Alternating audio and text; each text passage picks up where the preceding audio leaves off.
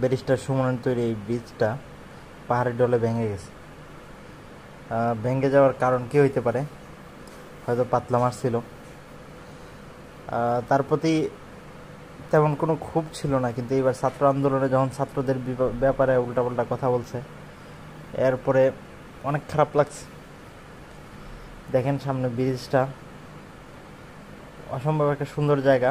এই জায়গার মধ্যে ব্রিজটা আর একটু বড় হইতে পারতো, সোজা হইলে সুন্দর লাগতো।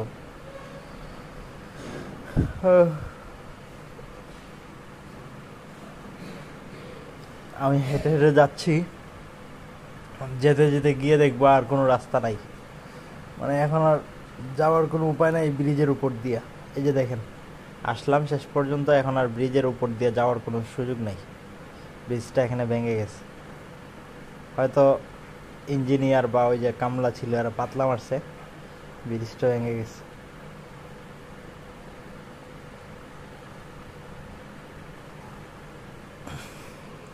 আশা করি ব্রিজটা সুন্দরভাবে কাজ করবে নেক্সটে।